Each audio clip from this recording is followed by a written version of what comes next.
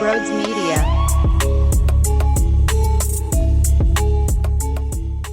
Yikes. That was a very disappointing first game down in Atlanta. Phillies dropped this one 7-5. Where do we begin?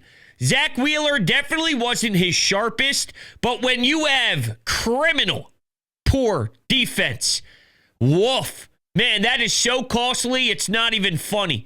Rojas, you have to know who's playing in left field. You have one job when you take the lineup every time you get a chance, and that's to put on an excellent display of outstanding defense, because you can't do anything else. You stink at everything else. The ball can't drop right in front of your feet.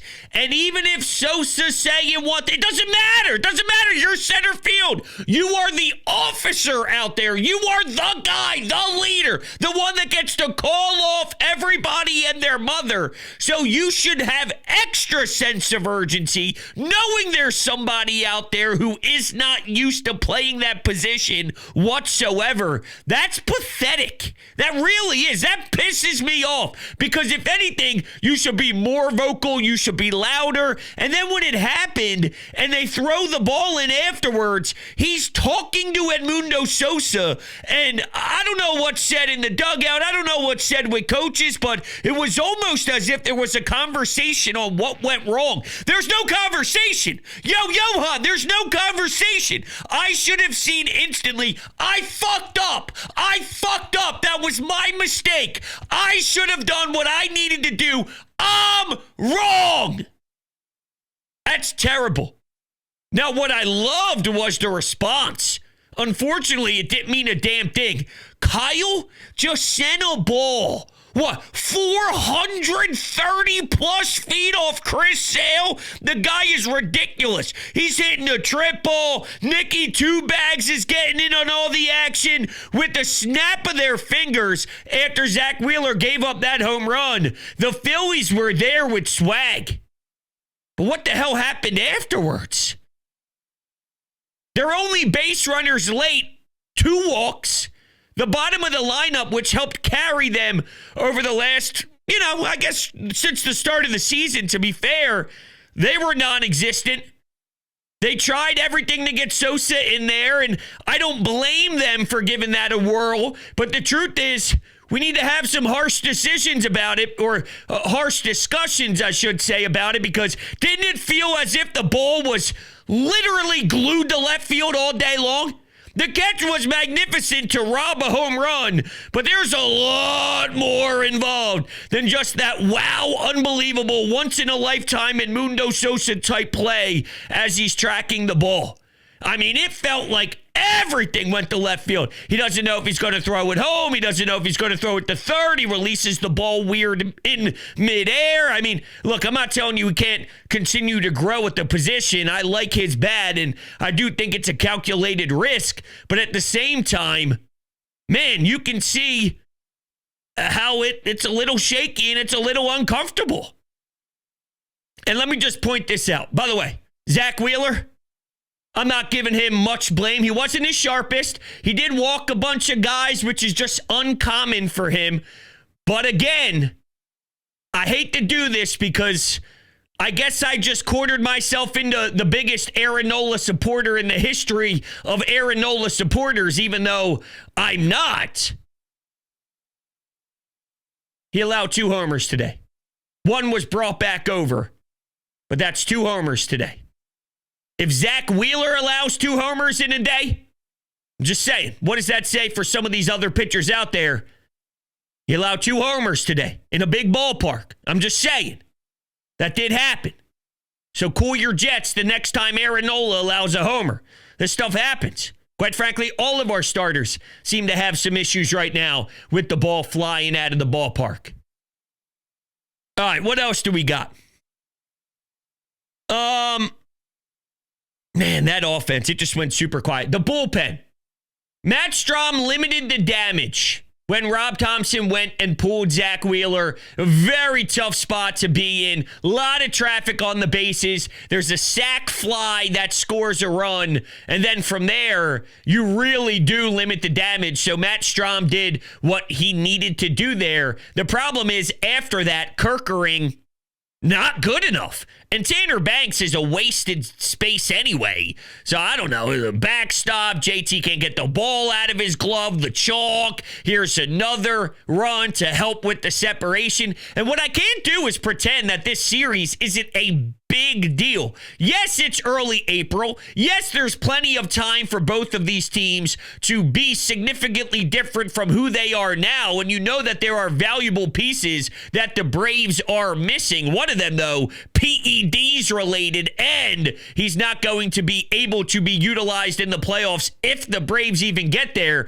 But this is a chance to bury the Braves into a deeper hole than they already are in. This is a massive deal. Trust me, when Brian Snitker and this team, they're preparing for this series, they're not just lazy walking in, da-da-da-da-da. All right, let's go play baseball, da-da-da-da-da. All right, this isn't a big deal at all.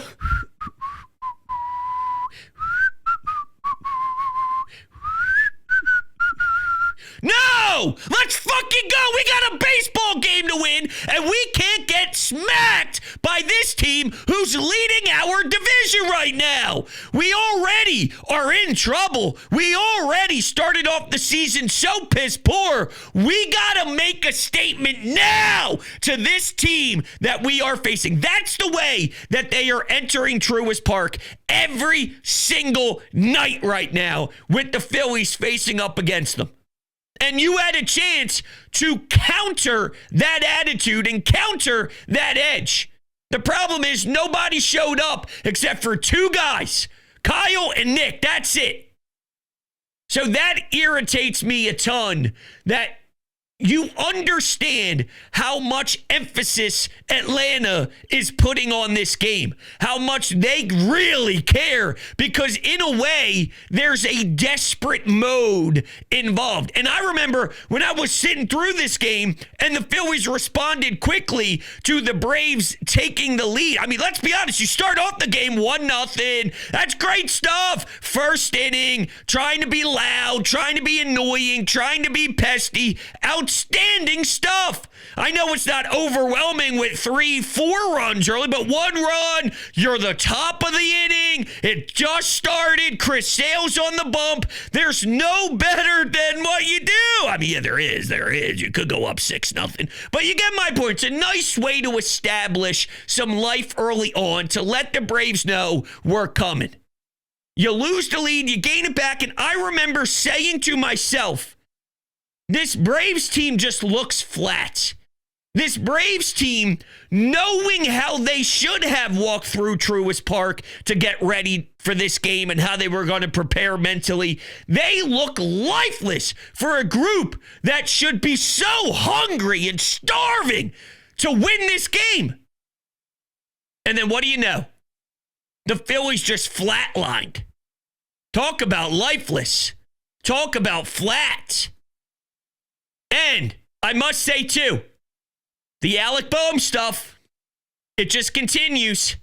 Moping, crying, throwing the bat, getting mad, angry. It's not a good look. It's not a good look, especially after the organization had to lie about a matchup with the Dodgers and say it was just a scheduled off day. Your all-star third baseman had a scheduled off day against the Los Angeles Dodgers. Please. Not true. It's just sort of an extension from what went down in the postseason last year. And we're a handful of games in, and we are dealing with it again. And I'm not telling him he's not allowed to be mad. I'm not telling him he's not allowed to be angry. I want you to hold yourself to a high standard. I want you to think about being successful and visualizing yourself having all this success. And when you don't, you should be angry and you should be ticked off. But the way he goes about it is so childlike.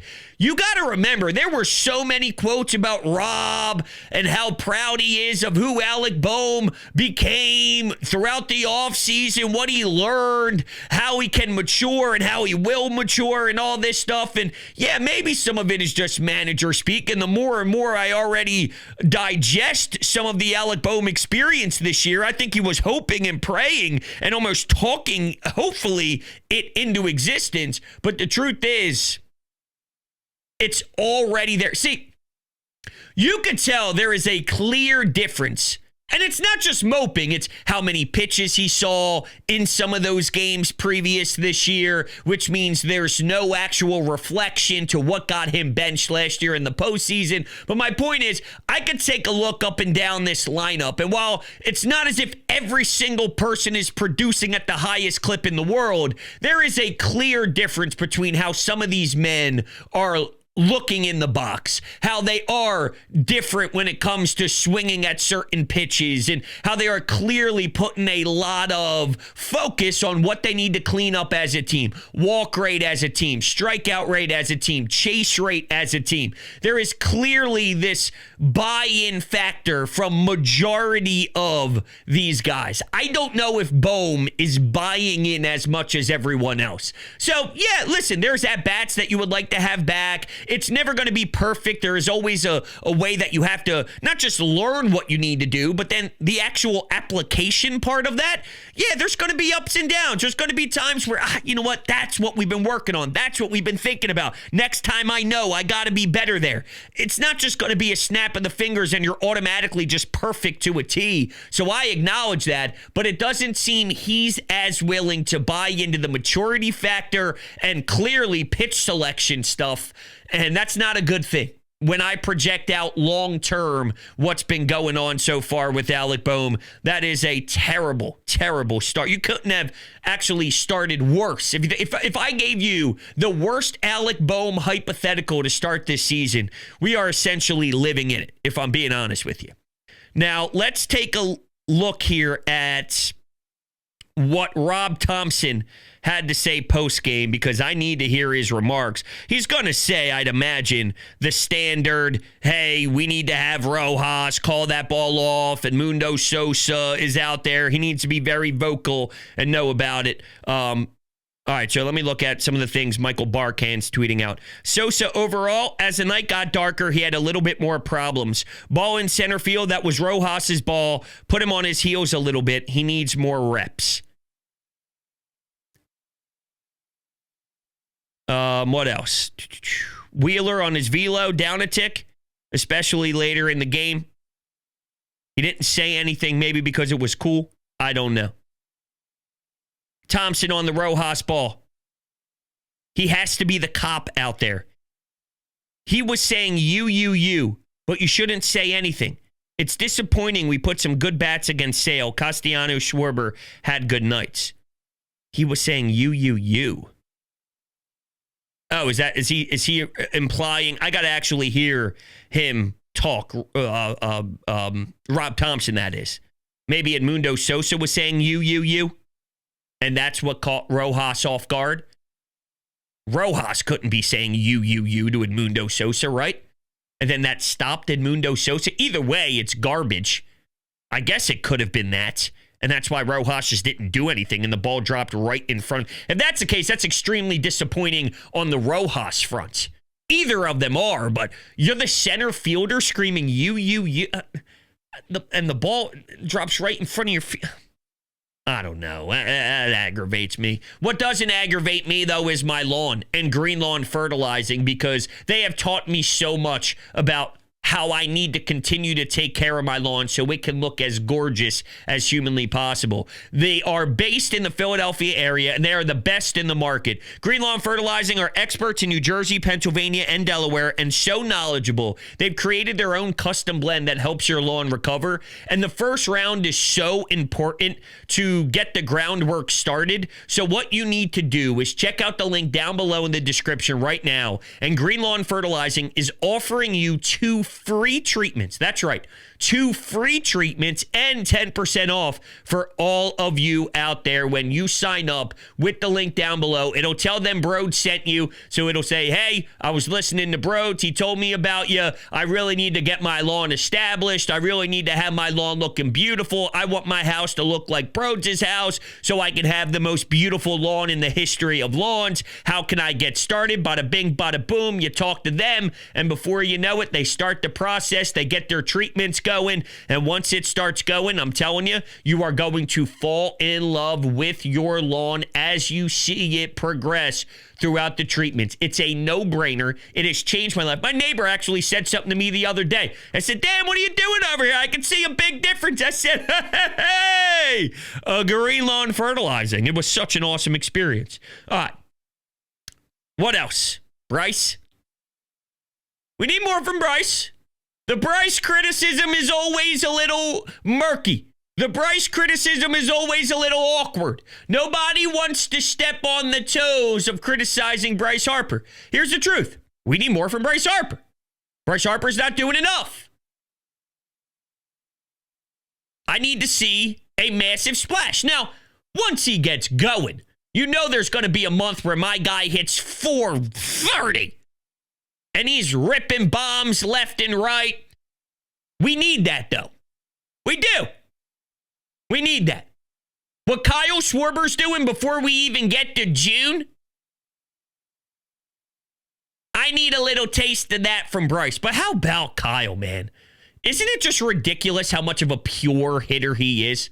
And again, the body shape, the trotting around the bases. I got to catch the slow-mo and the feed of the broadcast of watching him go from second base to third base on the triple.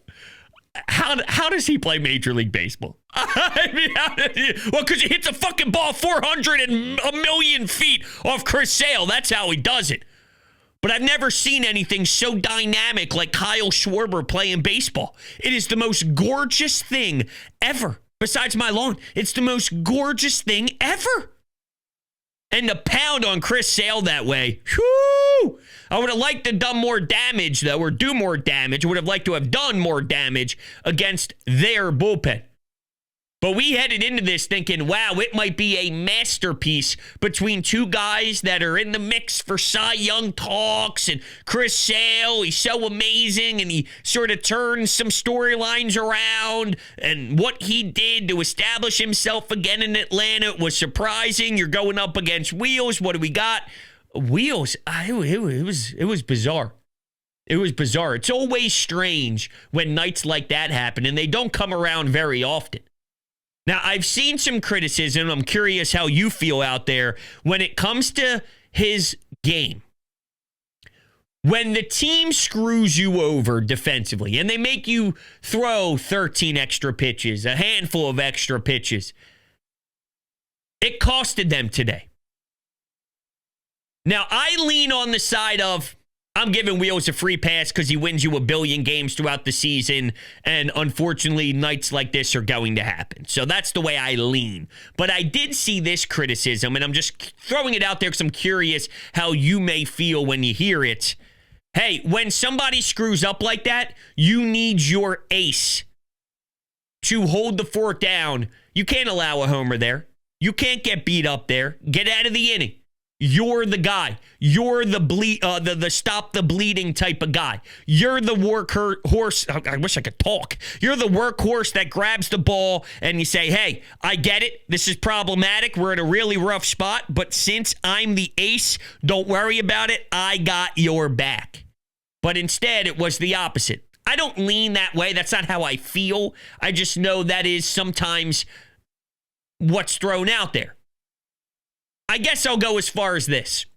This isn't the game for me to die on that hill. If it's the playoffs, guys are making mistakes out there, I'm going to blame Rojas if this same situation happens in the playoffs more than I would Zach Wheeler. But if the stakes were higher, if it was a different high-pressured environment, I may understand the logic behind asking Zach to stop the bleeding, even though his team put him in the spot where he was bleeding. But that's just how this sport goes. what are they at? Game 9, game 10? I don't feel super passionate about that stance tonight. For whatever it's worth.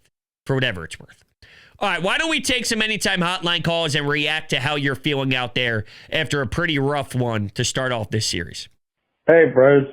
It seemed like the game was over when Sosa called for that pop-up in the outfield and nobody caught it. And then Murphy hit the 3-run homer, and it seemed like kind of changed the game from there. Wheeler had to throw a lot more pitches, and it just seemed like momentum was never really on their side. I'm not saying the Braves had a lot, but they got a couple big hits late to actually win the game. Yeah, I don't know if I agree that that's when everything switched totally. Now, it did switch in the moment for sure, because yes, the Braves punched back, but the Phillies punched back to the Braves punch back. So as soon as Kyle was moving, and as soon as this team responded with the blink of an eye, I thought the Phils did exactly what they needed to do. They didn't wait around. They weren't playing any games. It wasn't taking them 3, 4, 5 innings of dead baseball until they finally came alive again. It was instant. It was right off the rip. It was, we're not messing around. Let's go. Let's get this lead right back. We had the lead. We pissed it away. Let's go grab it back. And they did instantly. Instantly. The issue was, once it got to about the 5th inning, 6th inning, and the only production you were getting offensively was a couple of walks and they were your only base runners, that's where you died off. You didn't pour any more runs on. You didn't grab any more insurance. And, you know, it's sort of in a way, it's not the same. It's not apples to apples. But if you think about that Dodgers game, they ended up winning anyway. But when Nick Castellanos hits the grand slam, and then from there they stopped pouring runs on, and little by little the Dodgers kept creeping back. Again, it's not apples to apples, but it's that philosophy that once they did throw their haymaker back, and Kyle and Nick and all that good stuff, and you had the lead again, you just poof. Evaporated. It was done. It was gone. It was over. That's unacceptable. You need your top guys like Bryce to get going. You need Bohm to be better. Kyle and Nick are the only two, in my eyes, that get off free. No way do they deserve blame. But you need better from bottom of the lineup and some of your top dogs, for sure. You can't just stop giving anything on the offensive side, especially when Wheels clearly is in one of those days. Right? As much as I said, hey, Zach Wheeler should stop the bleeding for his team, even though they urinated all over themselves, how about the flip side of that? You know Wheels is in one of those let me grind it out style games. You know Wheels isn't his full self, and he normally is. 99.9% of the time, he's out of this world good. So instead of forgetting how to produce offensively, let's tack on another. Let's tack on 2, 3 more. So Zach Wheeler has more wiggle room, because there's a lot of games where, guess what? Wheels, you don't need much wiggle room. You can win 1-0. You can win 2-1. You can win 3-2. And he goes 8 and strikes out 11. He doesn't need wiggle room. Very rarely does he. But the one time he does, I think it's on your ass to give him that. How about that view? How about that perspective? All right, back to the phones. All right, just a few simple bullet points. One, Truist Park is arguably one of the ugliest fucking ballparks out there. 2, Braves fans are terrible. If this game was in Philly, it would be absolutely juiced to the gills. 3, Bohm just needs to sit on the first fucking pitch no matter what. I don't care if it's 45 mile an hour down the center of the fucking plate. Sit on the pitch. He stinks. And that's about it. This game's not over, but it's turned into a disaster. Calling mid-game. I love it. It's funny you say that about Truist Park. Now, my brother lived in Atlanta for a little bit of time. He doesn't live there anymore. He's bouncing around a tad. But I always said that the ballpark does look like a fun ballpark to go to. Now, I'm not telling you it's the most electric fan-wise. I don't think that. And it does play big, man. Some of those balls that are flying out. The ball seems like it's in the air for 80,000 years. Is it in the gap, or does the center fielder have an opportunity to run 10 miles to eventually track it down at the warning track? I don't know. But it's funny you say how much you despise watching it and viewing it. I do, from a fan perspective, watching the game itself from my TV. It's not my favorite at all because of how big it plays. Now, you would think if that's the case, then there's more action, then there's more you can see. But then there's a lot of those singles that it just feels more obnoxious because of where the outfielders are and how they come into the ball and all that stuff. So I don't even know if that makes sense, but it makes sense to me because I know what I watch. I did think to myself through the game, I would like to go to a game there. Check it out.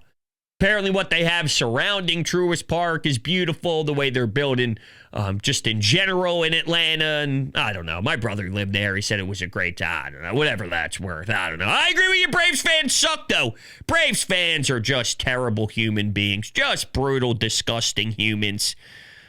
But they needed that win. And that's the sad part is you know how much that meant to them. You know when they go back to their clubhouse, guess what? They can take a deep sigh of relief because now, not that the pressure's all off. They got to take 2 out of 3 to grab any sort of momentum. So there's still 2 games left in this puppy, and we'll see what happens over the next 2 days. It is not over by any means. I am not ruling the Phillies out to win 2 games here, okay? But to get the first one, knowing how important winning this series is at a minimum based off of the Braves' start to the season, that allows for them to just relax. And sometimes with this game, relaxing actually helps you establish yourself more. It gets you more comfortable when you relax and you're not as tense. They still are in a massive hole. So they are going to, I'd imagine, still put a ton of pressure on this next game and the game after that. And they got to win games. I mean, there's just no sugarcoating it. When you lose as early as you did to start the year off, granted, it was one of the weirdest and most awkward schedules going on the West Coast. 4 games against San Diego in their park, followed by one of the deepest rosters you've seen with the Dodgers and the payroll and getting obliterated by them as well. I don't know if I value an 0-7 start against those teams the same way I would against other teams, but I digress. When you're off to that start, it does kick you in the rear end. And knowing the Phillies are coming to their ballpark, game 1, to get the win, you know it has them feeling a certain type of way. And you could have robbed them of that feeling. And they didn't. And that's what stings. Let's take one more.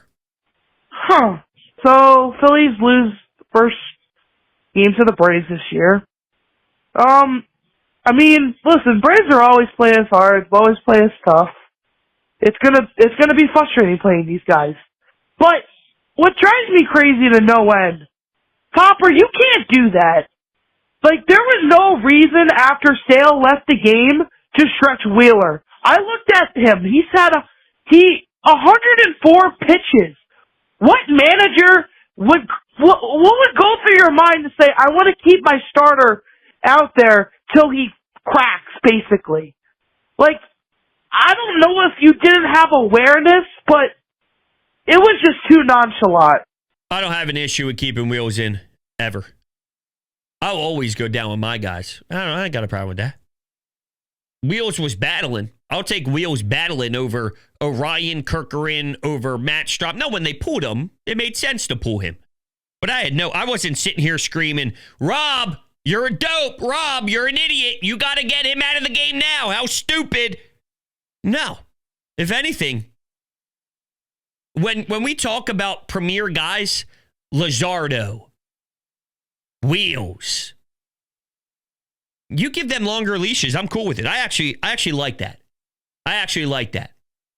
Compared to the alternative, which is yanking these guys at 88 pitches, 89 pitches, 84 pitches, 81 pitches, screaming that it's a long journey and who cares? No, this is a big deal. This game was a big deal. So you let your horse go and you live with the results. I actually love the fact that Wheels has been going strong here to start the year off, throwing a hundo. He did 2 games in a row now, didn't he? What did he throw against Colorado? Pretty sure he threw a hundo that game. Let me see. Was that the 6-1 game against the Rockies? No, that was Sanchez. Hold on. I apologize. It was it the 3-1 game? No, that was Taijuan Walker. Had to be the 5-1 game. Yeah, here it is. He threw 105 in 7 innings. No walks, 10 Ks, 3 hits. That's wheels.